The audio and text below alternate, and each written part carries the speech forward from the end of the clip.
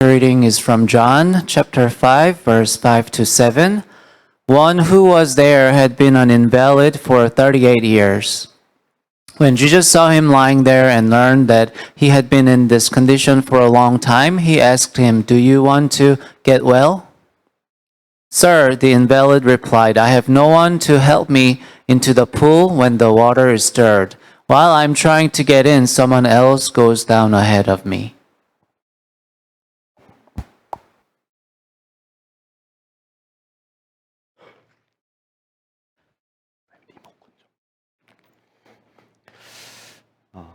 행복한 안식일입니다.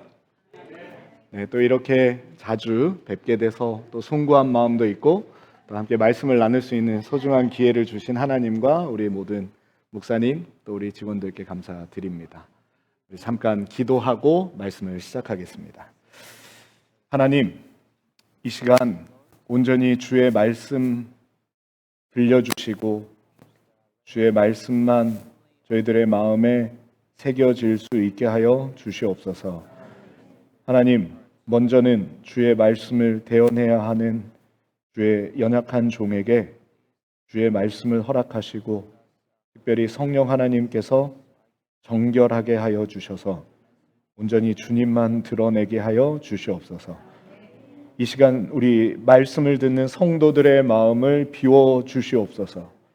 걱정이 있고 고민이 있고 염려가 있고 때로는 해결하지 못하는 우리 마음에 미움과 갈등이 있다면 이 시간 모든 걸 주님께 맡겨드리고 순전한 마음으로 주의 말씀을 사모하는 마음만 허락하여 주시옵소서.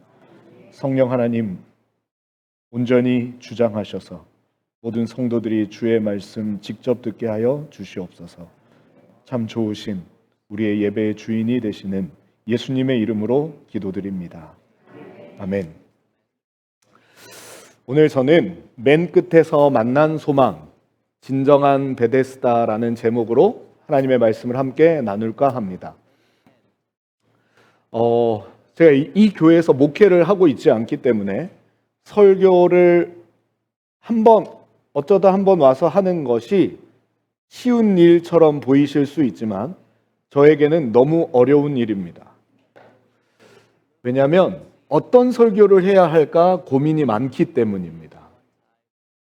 제가 목회를 하게 되면 이 목회지에 맞는, 교회에 맞는, 성도들에게 맞는 설교를 계획대로 잘 짜서 하는데 또 이렇게 한번 오면 제가 교회 상황을 전혀 모르고 또 교회 형편을 잘 모르기 때문에 어떤 설교를 하면 좋을까 고민하게 됩니다. 가끔 제가 목사님과 우리 사모님께 묻습니다. 우리 교회에서 요즘에 필요한 말씀은 무엇입니까? 라고 물으면 어떤 교회를 가면 이런 말씀이 좀 필요합니다 라고 하면 그렇게 말씀을 준비하기도 해요. 네, 이렇게 저의 또 사랑하는 또 후배면서 우리 친구인 또 우리 목사님과 사모님은 저에게 이렇게 말했습니다. 그런 거 생각하지 말고 설교해라.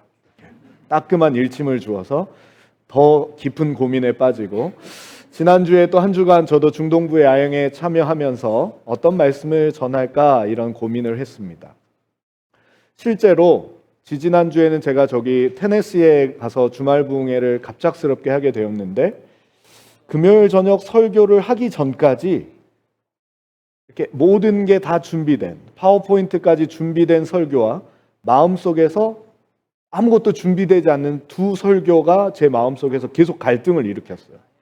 그래서 시작 찬미를 부르면서 설교를 완전히 바꾼 적도 있습니다. 때로는 이게 교만할 수도 있고 때로는 잘못될 수도 있지만 하나님께서 주시는 확신을 가지고 설교자는 이 단에 서는 게 맞다는 생각을 하게 됩니다. 그래서 제가 계속 고민하다가 또 여러 편의 말씀을 보고 또 설교를 다시 한번 살펴보다가 제가 하는 시리즈 설교 중에 코끝에서 만난 하나님이라는 주제를 가지고 한 6편의 설교가 있는데 그중에 인생의 끝자락에서 만난 예수님의 이야기 가운데 한 이야기, 그래서 여기도 끝이라는 제목이 들어가죠. 맨 끝에서 만난 소망이라는 제목으로 우리가 잘 알고 있는 베데스다 이야기를 한번 살펴보려고 합니다. 오늘 성경 본문은 요한복음 5장의 말씀인데요. 우리 한번 같이 읽겠습니다. 한국어든 영어든 여러분이 편하신 대로 소리를 내어 읽겠습니다. 시작. 그 후에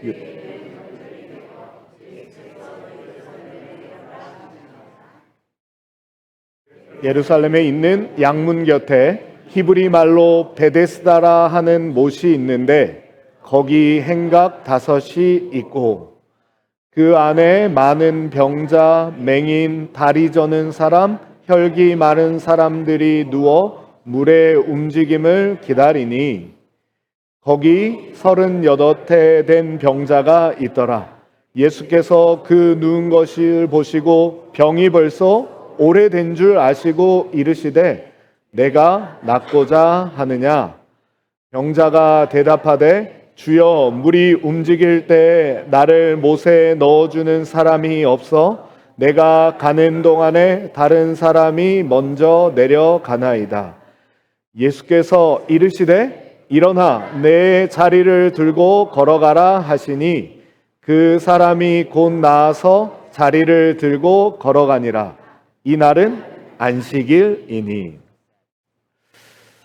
오늘 말씀의 시간적인 배경을 먼저 한번 살펴보겠습니다. 혹시 여러분 오늘 말씀의 시간적인 단어들이 조금 보인 게 있었습니까? 뭐가 있었죠? 맞습니다. 안식일이란 말도 있고 또 여기 보니까 뭐가 있어요? 빨간 글씨에 보니까 유대인의 명절. 유대인의 명절에 예수님께서 어디에 오셨어요? 예루살렘에 오셨습니다. 이스라엘 백성들이 예루살렘에 올라가는 명절은 뭐가 있을까요? 네, 복습해 보는 거죠. 유월절도 있고요. 또 뭐가 있죠? 초막절이 있습니다. 또 그 사이에 하나가 있는데 오순절로 불리는 7.7절. 이 세 절기에는 이스라엘 백성들이 다 예루살렘으로 모이는 절기였습니다. 아마 그 세 절기 중에 한 절기였을 것입니다. 그래서 예수님이 특별히 예루살렘 성전에 예배를 드리기 위하여 명절을 보내시기 위하여 올라오신 것입니다. 그런데 특별히 구체적으로 그 날이 무슨 날이었어요? 안식일. 어떤 날처럼? 바로 오늘 우리가 모인 것처럼 안식일이었답니다. 장소적인 배경은 어떤 단어가 나왔죠? 보니까 어디에서 이루어진 거예요? 예루살렘. 예루살렘 가운데 특별히 조금 더 구체적으로 어떤 곳이에요? 베데스다라고 하는 곳입니다. 여러분 베데스다라는 설교를 아마 많이 들어보셨을 텐데 베데스다라고 하는 지명의 뜻이 있습니다. 이름의 뜻이 무엇이죠? 우리 서울 36을 나오는 이정철 목사님 아주 잘 아셔요. 베데스다라고 하는 동아리가 있지 않았나요?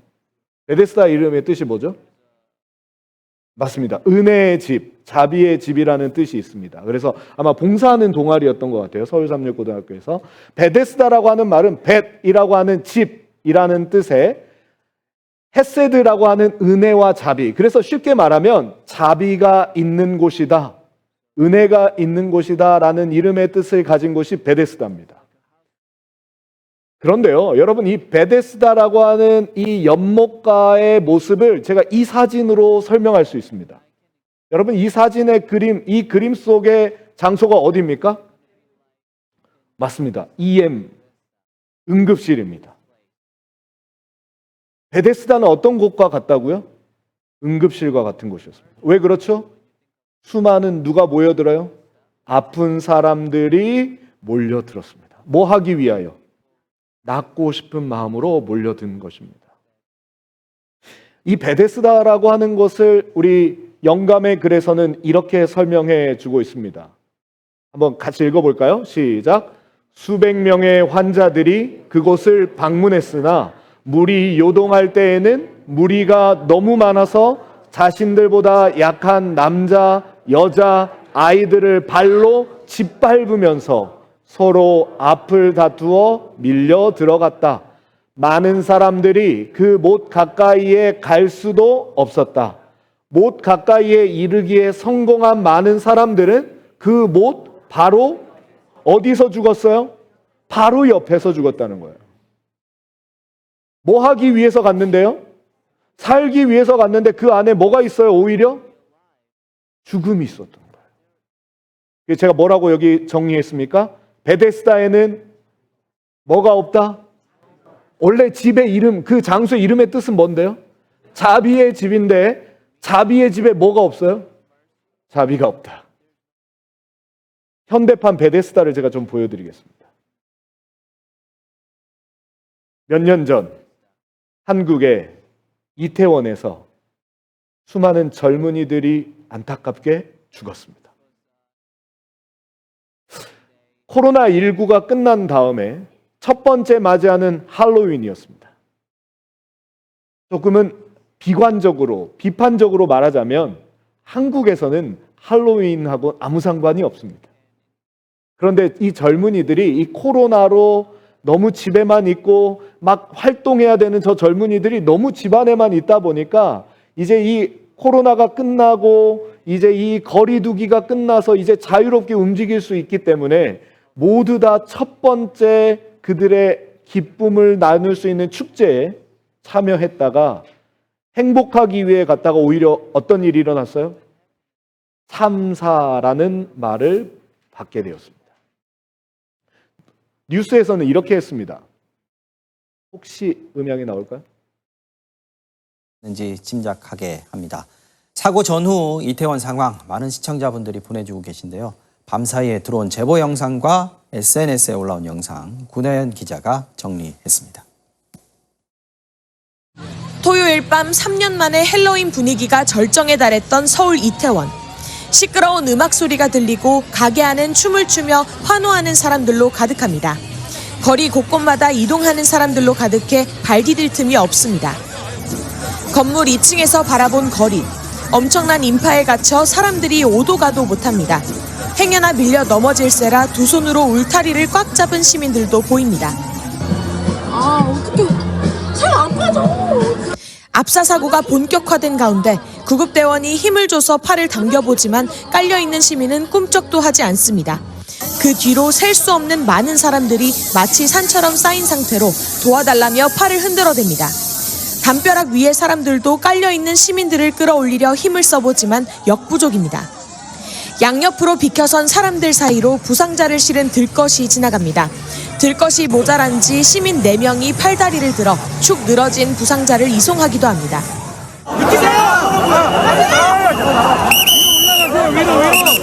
참사가 발생한 이태원 현장은 음악 소리와 구급대원들의 외침, 사이렌 소리가 어지러이 섞여서 들렸습니다. 구급차, 소방차들 옆으로는 부상자들이 누워 있습니다. 경찰들이 연신 호루라기를 불며 인파를 통제하지만 현장 수습이 쉽지 않아 보입니다.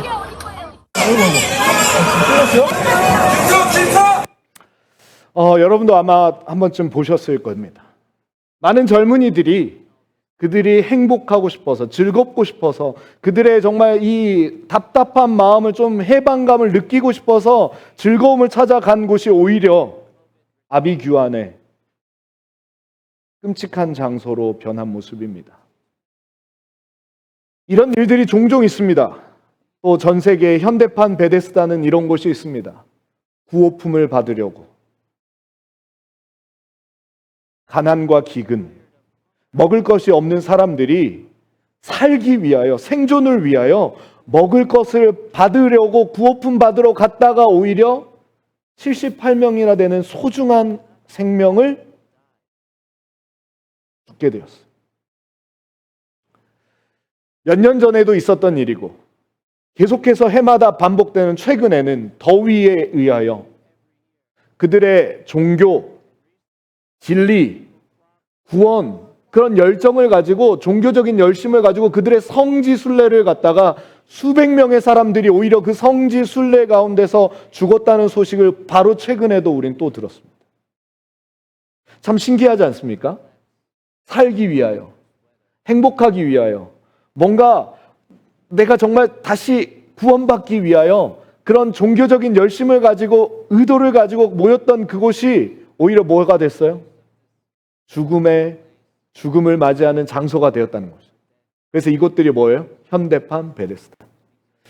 이게 요즘의 모습은 아닙니다. 코비드-19이 있기 전에 미국의 모습입니다. 어떤 모습일까요? 미국의 어떤 날일까요? 블랙 프라이데이입니다.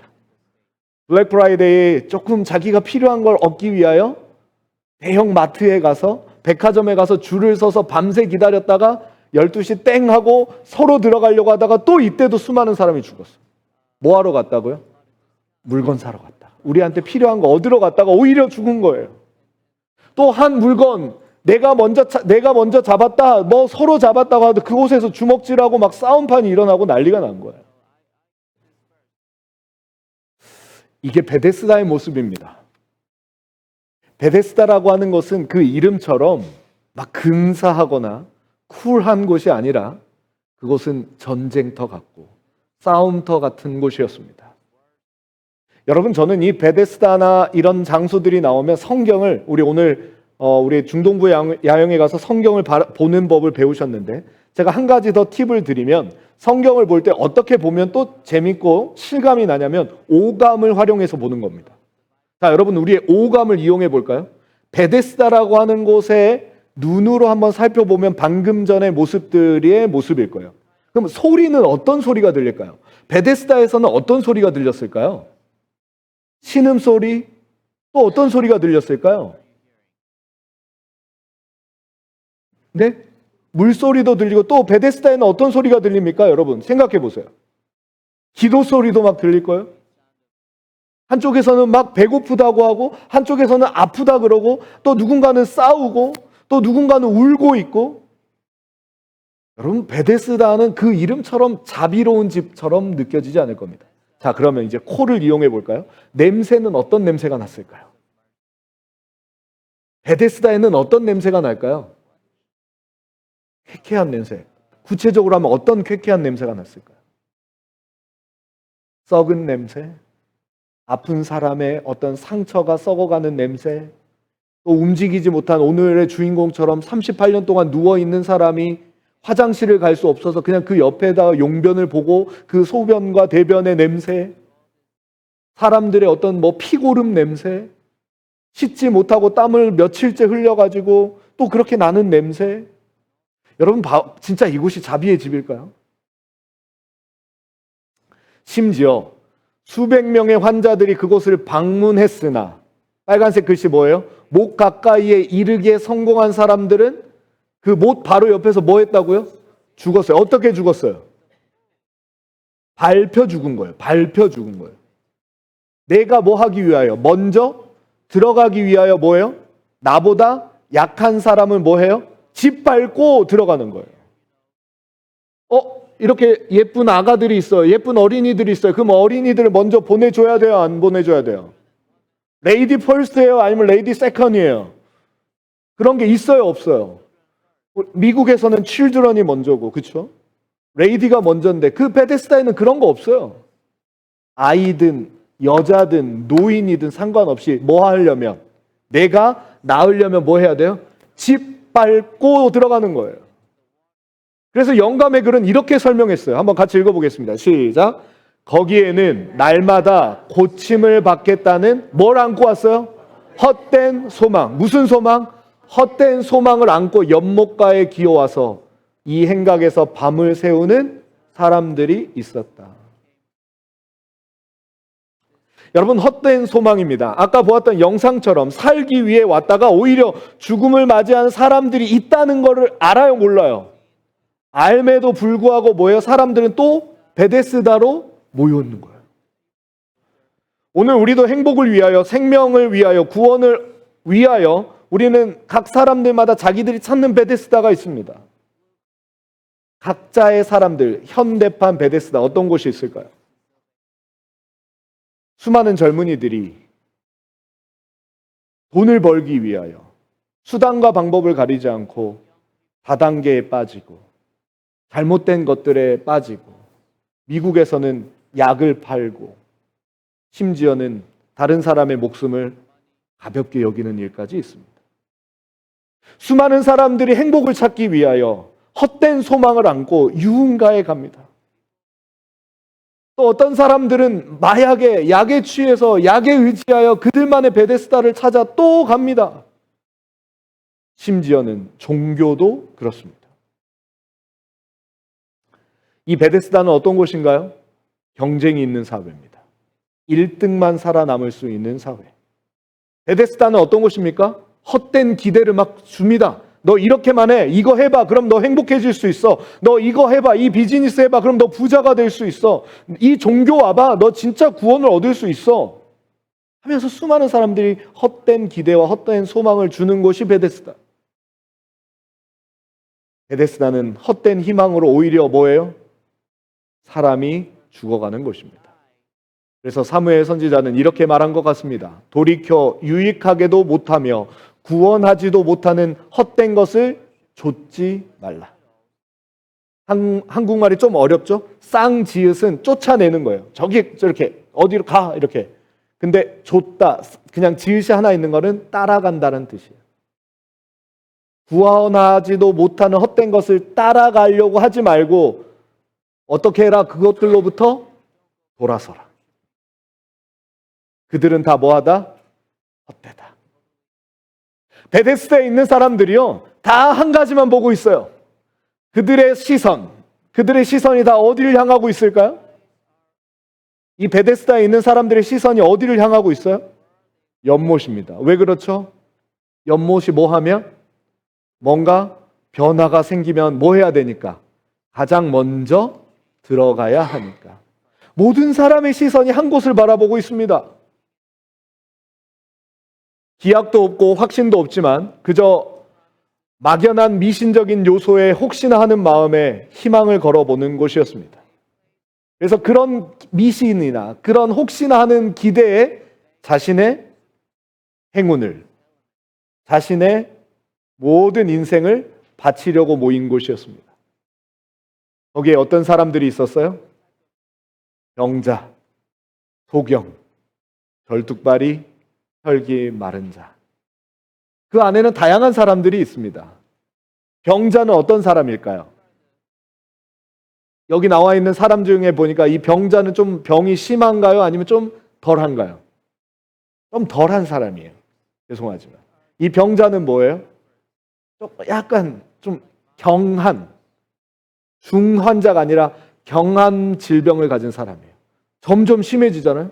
앞을 못 보는 사람이 있고 절뚝발이가 있고 혈기 말라서 누워있는 사람이 있고. 그럼 이 중에서 누가 제일 먼저 갈 수 있을까요? 여러분 한번 생각해 보세요. 병자일까요? 소경일까요? 절뚝발이일까요? 혈기 마른 자일까요? 상상하기 나름입니다. 이것도 한번 상상해 본 거예요. 저는 약간 병자일 것 같아요. 뭐 할 수는 있으니까. 볼 수도 있고 똑바로 걸을 수도 있고 적어도 저 연못까지 갈 힘은 있어요. 그런데 소경은 뭐예요? 보지 못하니까 어디론가 뛰어가지만 자기가 원하는 그곳까지 다이렉트로 갈 수는 없을 것 같아요. 절뚝발이도 가긴 가지만 뭔가 조금 다른 사람에 비해 스피드가 좀 뒤처질 것 같아요. 혈기 마른 사람은 어때요? 아예 일어서지도 못하고 조금 가다가 지쳐버리는 거예요. 여러분, 우리는 누군가요? 우리도 이 세상에 베데스다에 있는데 우리는 어떤 사람일까요? 저와 여러분은 이 가운데 어떤 사람일까 한번 생각해 보시기 바랍니다. 그런데 오늘의 주인공은 누구인가 하면 38년 동안 한 자리에 누워서 움직이지 못한 병자였습니다. 이 사람은 가장 그 안에 서열이 있다면 가장 아래 서열에 있는 사람이에요. 뭐 하지도 못해요? 움직이지도 못하고 심지어 일어서지도 못하는 사람이니까. 영감의 글은 이렇게 말합니다. 그는 물결이 일어나는 것을 보았지만 못가 안에서 더 안으로 결코 뭐 할 수 없었다? 들어갈 수 없었다. 빨간색 글씨 같이 읽겠습니다. 시작. 그보다 힘센 다른 사람들이 자기보다 앞서 뛰어가곤 하였다. 그는 이기적이며 광분하는 무리와 경쟁할 수 없었다. 여러분, 38년 된 중풍병자에게 베데스다는 그림의 떡이었습니다. 베데스다에 존재하는 서열 중에 가장 밑바닥에 있는 존재. 그래서 위치상으로 보면 만약에 여기가 연못이라면 어디쯤 될까요? 이 안에서 저 문 끝 가장 뒤에 있는 사람이에요. 연못에 가려고 해도 사람들이 어때요? 슬금슬금 눈치 보면서 뭐예요? 줄 서는 것 같으면서 새치기 하고 또 누가 내 들어오려고 하면 밀어내고 또 점점점 조금이라도 앞으로 가려고 하다 보면 처음에는 당신도 한번 내 앞에 서보세요라고 했지만 어느 순간인가 보면 맨 뒷자리로 밀려나는 그런 인생. 여러분, 베데스다는 특별한 장소가 아니라 바로 오늘 우리가 살아가고 있는 이 세상의 모습임을 기억하게 되시기 바랍니다. 우리 주변에는 다양한 베데스다가 있습니다. 우리가 사는 동네가 베데스다일 수 있습니다. 우리가 사는 동네에서 나는 어떤 집인가? 나보다 조금 더 좋은 집에 보면 우리가 다니는 학교가 베데스다입니다. 나보다 더 공부 잘하는 친구를 보면 내 서열은 어디쯤 있는지. 우리가 다니는 직장이 베데스다 봅니다. 누가 나보다 더 샐러리가 높은가? 어쩌면 우리가 믿는 교회가, 이 교회가 베데스다가 될 수도 있다고 저는 생각합니다. 베데스다는 어떤 곳이에요? 경쟁이 있고 가장 뭐한 사람만 살아남을 수 있는 곳, 힘세고 능력 있는 사람들만 살아남는 곳이라면 그곳이 교회일지라도 베데스다가 될 수 있습니다. 그런데 사람들은 자꾸 그곳을 무엇이라고 불러요? 자비의 집이다. 오늘의 이야기는 이제 진짜 자비가 어디에서 일어나는지 시작됩니다. 그 무자비한 곳에 예수님이 찾아오셨습니다. 예수님이 찾아오셨지만 모두가 뭐 하느라고요? 한 곳만 바라보느라고 저 뒤에서 한 걸음 한 걸음 다가오시는 예수님에게는 아무도 관심 갖지 않았습니다. 수많은 사람들이 예수님보다 자신의 운명을 바꿀 수 있으리라 믿었던 베데스다 연못에 집중합니다. 예수님은 거기에 가장 끝으로 밀려난, 희망의 벼랑 끝으로 밀려난 한 사람을 만나러 오셨습니다. 그리고 예수님이 묻습니다. 뭐라고 물었죠? 같이 읽어볼까요? 시작. 내가 낫고자 하느냐. 뭐라고요? 내가 낫고자 하느냐. 여러분, 이 이야기는 어떤 질문이에요? 거기 있는 모든 사람들이 뭐 하고 싶은 질문? 듣고 싶은 질문이에요. 거기 있는 모든 사람이 원하는 거예요. 베데스다 연못이 아니라 가장 저 맨 끝자리에서 누군가 이렇게 외칩니다. 내가 낫고자 하느냐?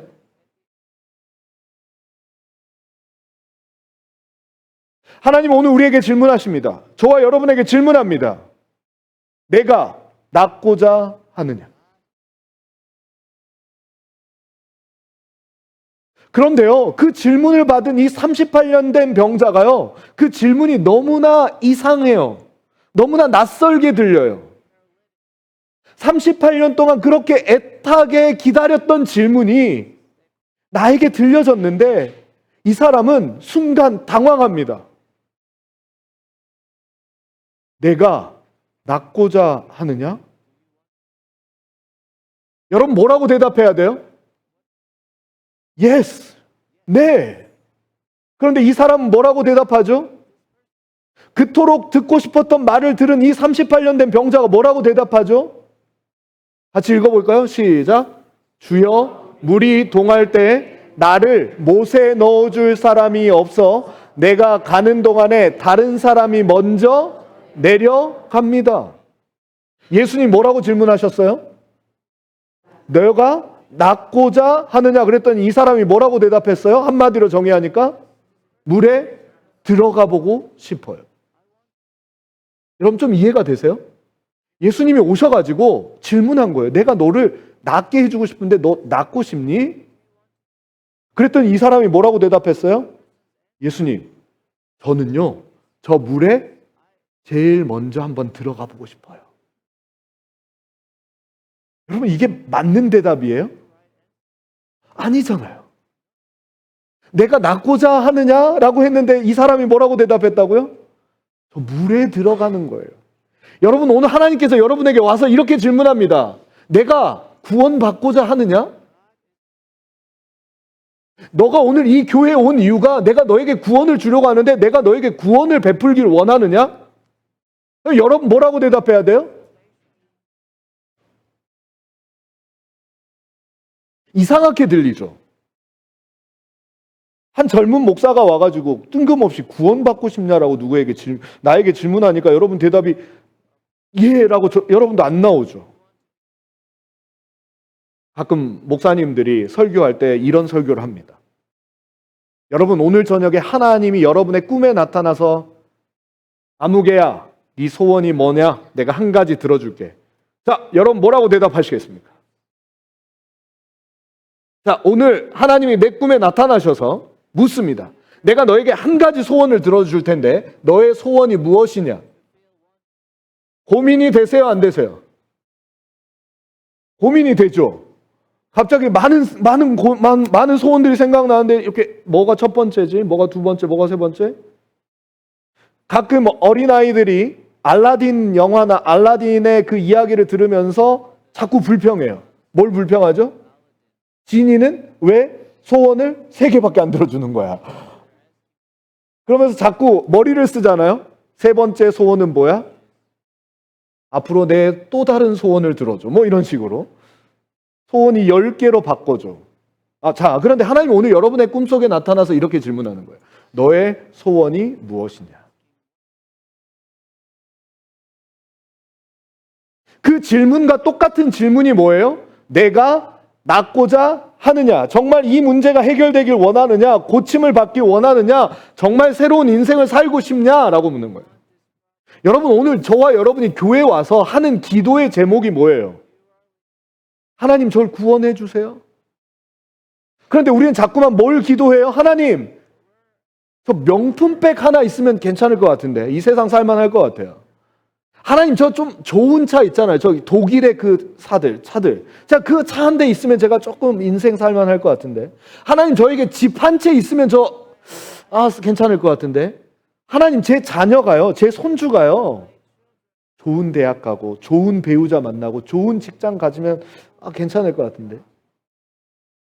어떻게 보면 되냐면요. 여러분이 여기 오셔서 하는 기도의 제목이 뭐냐?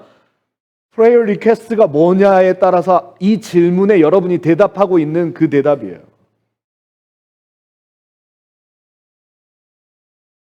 어제 제가 목사님 설교를 들으면서 아주 제 마음속에 깊은 인상이 있었던 이야기를 제가 다시 한번 가져왔습니다. 그 부시맨 이야기를 했죠. 부시맨들의 그 이야기 가운데 두 가지 헝거가 있다. 두 가지 굶주림이 있다. 리틀 헝거가 있고 그레이트 헝거가 있다. 그런데 목사님의 설교에 그랬어요. 우리가 더 위대한 굶주림이 있어야지 그 굶주림을 성령 하나님이 채워주실 때 우리의 인생에 참다운 안식이 온다라고 우리 담임 목사님 설교하셨어요. 근데 오늘 이 예수님의 질문이 뭐예요? 내가 너의 가장 강력한 굶주림을 채워주고 싶은데 네가 원하는 게 그거냐라고 물었더니 자꾸만 사람들은 뭐라고 대답해요? 지금 내 배를 채워줄 굶주림에만 대답하는 거예요. 볼까요? 위대한 굶주림, 모든 굶주림 중 가장 큰 굶주림은 의미에 대한 굶주림입니다. 결국 인간을 깊고 강하게 쓰라리게 만드는 것은 오직 하나 의미 없는 삶을 강요당하는 것입니다. 자, 무슨 얘기냐면 이 베데스다에 있는 이 병자는 처음에는 greatest hunger를 가지고 이 베데스다에 와서 낫고 싶은 마음에 왔는데 시간이 지남에 따라서 그 소망은 사라지고 뭐만 보여요? 나보다 앞서서 먼저 들어가서 경쟁에 이겼던 그 사람들이 부러워서 나도 뭐 해보고 싶은 게 소원이 됐어요? 저 연못에 1등으로 들어가서 성취감도 느끼고 뭔가 내가 괜찮은 사람이고 내가 힘 있는 사람이라는 걸 보여줄 만한 리틀 헝거가 그의 인생의 의미가 돼버린 거예요. 그러니까 그 38년 동안 그곳에 있었던 사람은 빨간 글씨예요. 같이 읽어보겠습니다. 시작. 결국 인간은 깊고 강하게 쓰라리게 만드는 것은 오직 하나 의미 없는 삶을 뭐 하는 거예요? 강요당하는 거예요. 38년 동안 낳고 싶은 마음이 아니라 뭐 하고 싶은 마음으로 살고 있는 거예요? 저기에 베데스다 연못에 들어가고 싶어. 그러니까 못 들어가는 내 모습을 보니까 자꾸 뭐예요? 깊고 강한 쓰라림만 겪으면서 매일매일 살고 있는 거예요.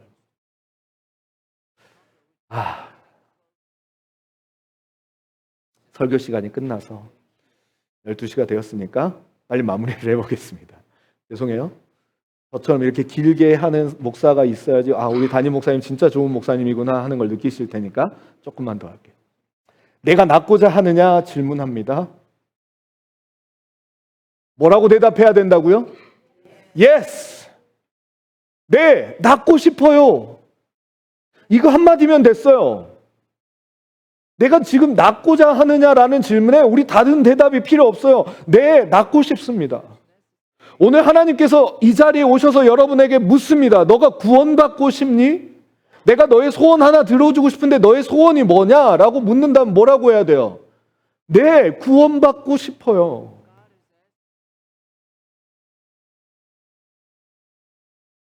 대한민국의 역사 속에 위대한 한 또 독립운동가였고 또 지도자였던 이 백범 김구 선생님의 그 일기에 보면 이런 글이 있죠. 내 소원이 무엇이냐고 하나님이 물으신다면 나는 서슴지 않고 내 소원은 대한 독립이요 라고 대답할 것입니다. 그런데 그 다음 소원이 무엇이냐고 하나님이 나에게 물으신다면 뭐라고요? 나는 또 세 번째 물음에도 나는 더욱 소리를 높여 뭐라고 대답한다고요? 나의 소원은 우리나라 대안의 완전한 자주 독립입니다. 바꾸어 말하면 백범 김구 선생님에게 하나님이 나타나셔서 오늘 밤 나타나셔서 너의 소원이 뭐냐고 물으셨어요. 우리나라의 자주 독립입니다. 이렇게 나라가 갈라져서 하는 독립이 아니라 우리나라가 온전하게 독립하는 것입니다. 좋아, 내가 그거 들어줄게. 그럼 그 다음 두 번째 소원은 뭐냐? 하나님, 제가 원하는 건 우리나라 자주 독립이 꿈입니다. 오케이, 두 번째 알았어. 세 번째는 뭐냐? 하나님, 몇 번을 물으셔도 제 소원은 뭐예요? 우리나라의 자주 독립입니다. 여러분, 우리가 신앙하는 이유를 잊지 말고 이곳에 나오시게 되길 바랍니다. 우리가 예전에 많이 불렀고 요즘 아이들은 모르는 우리의 소원은 뭐예요? 우리의 소원은 뭐예요? 통일. 근데 요즘 아이들은 몰라요. 관심도 없고. 근데 죄송하지만 우리도 그건 조금 제쳐두고 그러면 우리 재림 성도의 소원은 뭐예요? 크게요. 재림 성도의 소원은 뭐예요? 구원이라고요.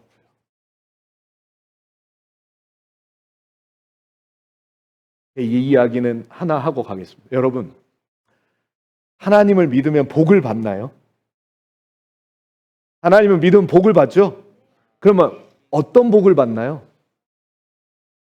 구원이 복이에요.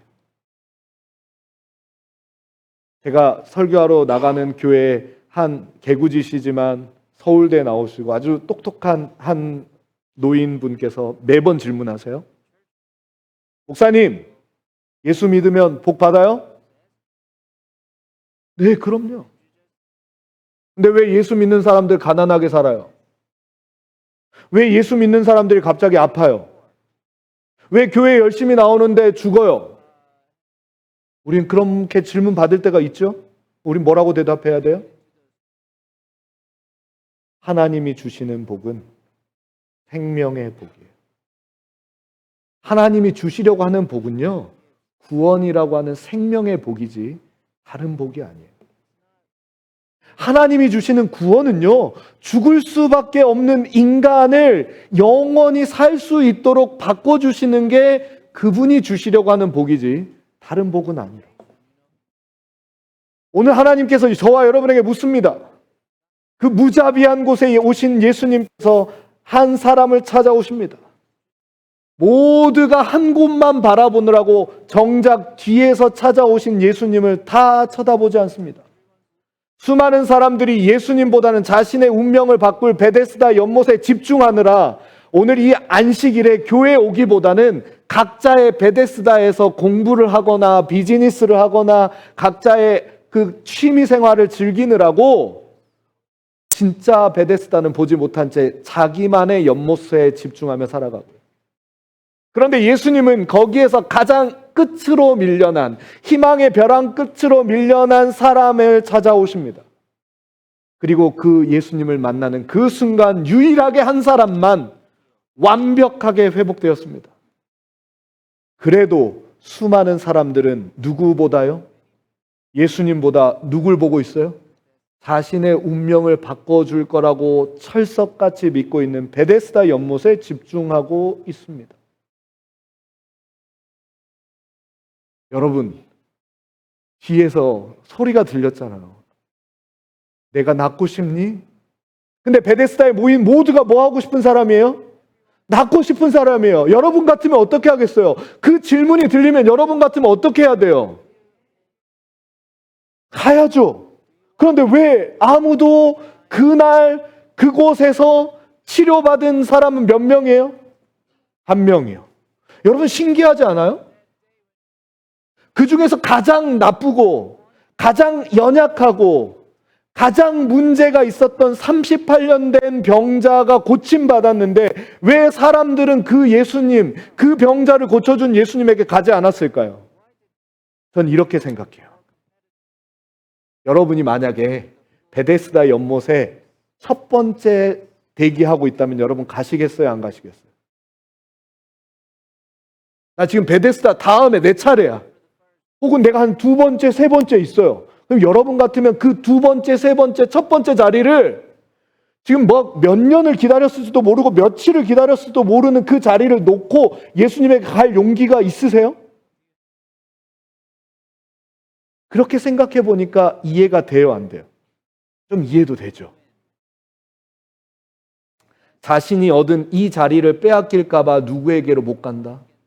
예수님께로 갈 뭐가 없어요? 용기가 없고 믿음이 없고 확신이 없어요. 여러분 어쩌면 우리 주변에 그런 사람들이 오늘 이 자리에 못 온 사람들도 있을 거예요. 진정한 베데스다는, 같이 읽어볼까요? 시작. 진정한 베데스다는 그들이 바라보는 것과 다른 곳에 있었어요. 여러분 오늘 우리가 신앙하고 우리가 제7일 안식일 예수 재림교인으로서 이 장소에 온 이유는 딱 한 가지예요. 진정한 베데스다는 세상이 바라보는 저곳이 아니라 바로 오늘 저와 여러분이 앉아서 바라보는 이곳에 있기 때문입니다.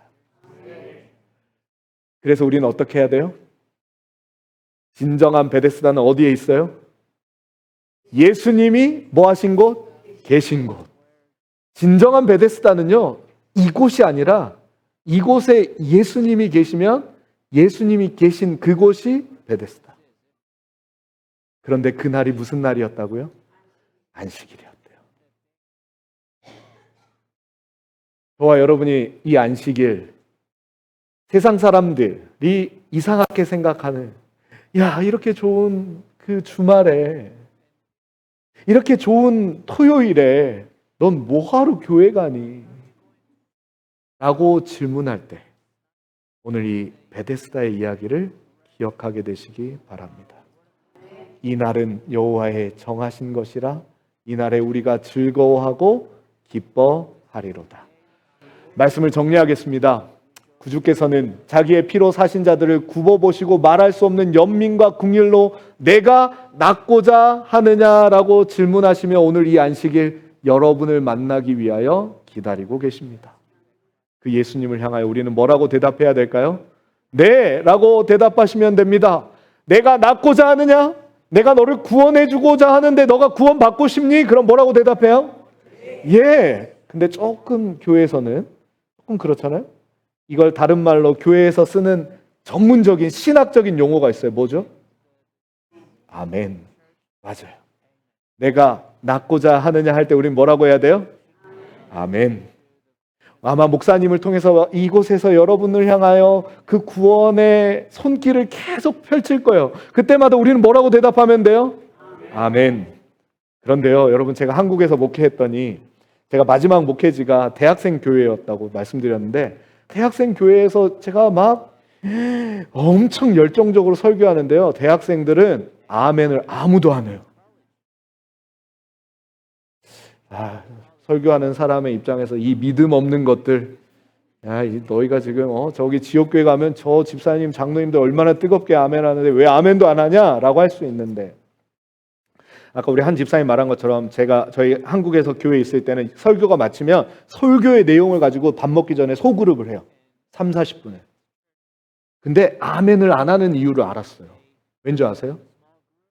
이 친구들은요, 목사님이 이렇게 설교하면 생각해요. 그리고 고민해요. 목사님의 이야기가 진짠가? 목사님의 이야기가 내 삶에 어떻게 적용되지? 그런 고민을 하면서 스스로 질문하다 보니까 뭐 할 시간이 없어요? 아멘 할 시간이 없어요. 여러분, 잘한 거예요? 잘못한 거예요? 잘한 거예요. 끝나고 나서 소그룹 할 때 솔직히 말해요. 오늘 목사님의 설교는 하나도 터치가 되지 않아. 오늘 목사님의 설교는 나하고 하나도 맞는 게 없어. 이런 이야기도 해요. 그 얘기는 뭐 했단 얘기예요? 다 들었단 얘기예요. 그러면서 그 친구들이 말해요. 오늘 목사님이 이런 이야기를 했는데 이 이야기가 내 삶에 너무나 와닿았어요. 저는 여러분들에게 이렇게 이야기 드리고 싶습니다. 여러분, 설교의 아멘은 목사님의 이야기에 추임새를 넣는 게 아니라 여러분의 삶으로 돌아가서 그렇게 사시는 거예요. 오늘 저와 여러분의 삶 속에 찾아오시는 예수님을 만나는 그곳, 여러분의 가정, 여러분의 직장, 여러분의 학교가 진정한 베데스다가 되길 소망하며 말씀을 마치겠습니다.